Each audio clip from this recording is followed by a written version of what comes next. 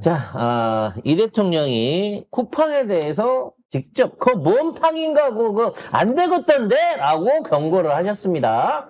법 무서운 게 없다. 라고 얘기를 하셨어요. 뭔 얘기인지 한번 보겠습니다. 이재명 대통령께서 업무 보고에서 경제 분야 위법 행위에 대한 형사처벌 비중을 줄이고 경제 제재 비중을 늘리는 방향으로의 전환을 주문을 했습니다. 경제 형벌 합리화 TF의 속도감 있는 추진을 강조를 했는데요.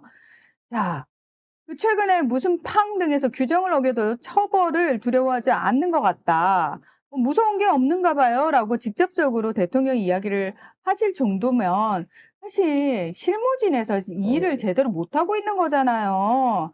이렇게 대통령이 하나하나 다 챙겨야 됩니다. 우리나라의 형벌 조항이 너무 많다고 지적을 했어요. 그러면서 아니 형벌 위주 처벌은 실무 책임자를 처벌하는 경우가 많고 수사와 재판에 5, 6년씩 소요돼서 제재 효과가 미미하다. 그러니까 합당한 경제적 부담을 지우는 경제 제재 비중을 늘려야 한다. 돈으로 죽여야 돼, 돈으로. 그러니까요.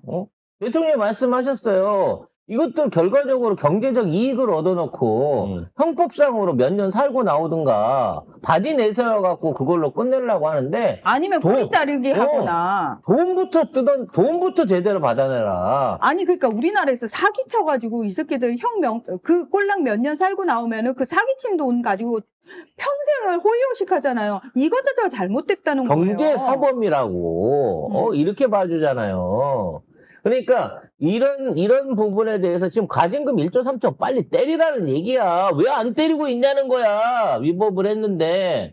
이 새끼들도 지금 로비 받고 안 하고 있는 거예요. 대통령이 때리라고 했고 된 규정이 있으면 빨리 때리면 되지. 소송을 당할 때 당하더라도 일단 때리고 앞니부터 쳐놔야 어디로 도망갈 생각을 안 할 거 아닙니까?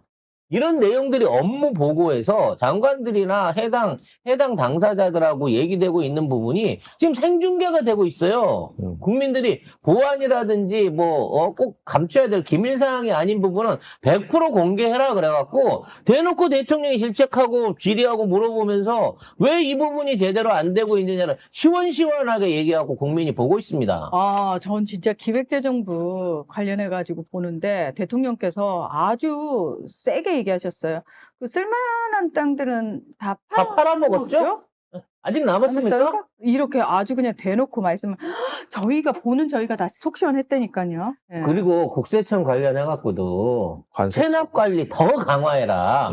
당신 잘한다 진짜 칭찬받고 있는데 칭찬받으면 더 잘해야지 라고 얘기를 하면서 현재 2,000명 수준인 체납관리단을 4,000명으로 대규모 증원을 해라 라고 이야기를 이게 진정한 대왕고래지. 왜냐면 제가 성남시나 경기도에서 해보니까 추가로 거치는 세금이 인건비를 충당하고 또 남을 만큼 효과적이기 때문이다 라고 얘기를 하셨습니다. 왜냐면 벌금 걷어갖고 세금 걷어갖고 충당을 하니까 따로 서민들 안 괴롭혀도 되는 거예요. 관련해서 지금 지금 20년대 재판을 받으면서 계속해서 돈을 안 내고 있는 해운사 회장에 대한 기사가 같이 떴습니다. 모 해운사 회장이 1심에서 2천억 이상의 벌금을 선고를 받았고 이미 20년 전에 관련된 세금을 안 내고 지금까지도 체납을 하고 있어요. 근데 얘네가 돈이 없다는 이유로 해갖고 세금 추징을 안 하고 있는 사이에 1심에서 2천억 벌금이 때려졌던 게 2심에 수억 원 단위로 이 벌금이 없어져 버렸습니다. 3심 가게 되면 그나마 집행유예로 나오게 생겼어요. 결국은 이 양반이 몸빵을 하고 있는 몇 년 동안에 벌금 2천억이 날아가고 없어지는 겁니다. 받아야 될 고액 체납 세금이. 토탈 세금과 벌금을 합쳐서 5,500억을 안 내고 있어요. 근데 중요한 건 뭐냐면 이분이 거지가 아닙니다. 이분 가족들이나 이분 일가가 보유하고 있는 상선 회사가 하루에 순이익을 용선료로 해갖고 70억 이상을 벌어들이고 있어요. 하루에. 1년이면 1,500억이 넘게 돈을 지금도 벌고 있는 사람인 거예요. 선박왕으로 불린다는. 세계적인 선박왕으로 불리는 권혁 시도그룹 회장이 종합소득세 등 4개 세목에서 총 3,938억 원을 체납했습니다. 요거는 세금을 안 낸 거야. 소득세를 안 낸 거야. 그리고 관련해갖고 이러한 행위에 대한 벌금이 2천억이 나왔는데 그건 법정에서 지금 다 없어졌어요. 재판을 진행하는 과정 중에. 그러면서 이 사람이 남긴 유명한 일화가 있습니다. 대한민국에서는 세금 내는 놈이 병신이라고. 헐. 이런 사람들한테서 돈을 받아내면요. 예를 들어 5,500억을 다 회수를 해면요. 서민들 40만 명이 내는 소득세에 해당하는 돈이 이 사람 하나한테서 나옵니다. 40만 명분이 나온다고요. 월급쟁이 40만 명분. 이런 일 없이 철저하게 세정 관련된 거 해야 되겠고요.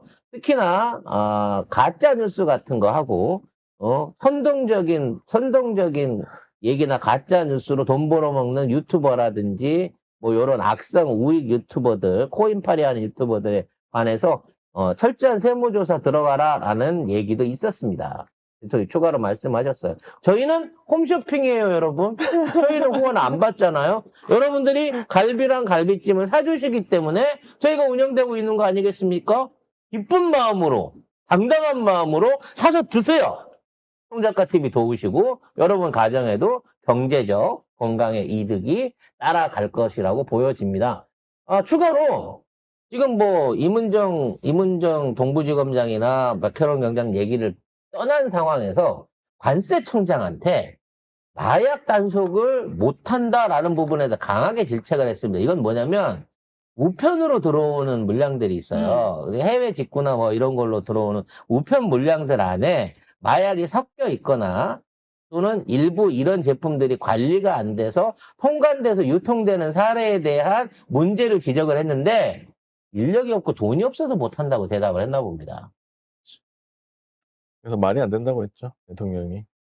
그래서 아니 국민의 건강을 위해서 국민의 안전을 위해서 일하라고 있는 게 공무원인데 돈이 없고 인력이 없어서 그걸 통과시킨다는 게 말이 되냐 그러고 엄하게 현장에서 이 부분에 대한 문제점을 제시를 했습니다. 그러면서 우편이 검열될 수 있어. 아니 요즘 검사 장비가 얼마나 많은데 제대로 된 엑스레이기나 이런 것들이나 또는 그와 관련된 첩보를 통해 가지고 얼마든지 수상한 거래들을 찾아낼 수 있거든요. 그리고 무슨 안에 연애 편지 뜯어봅니까?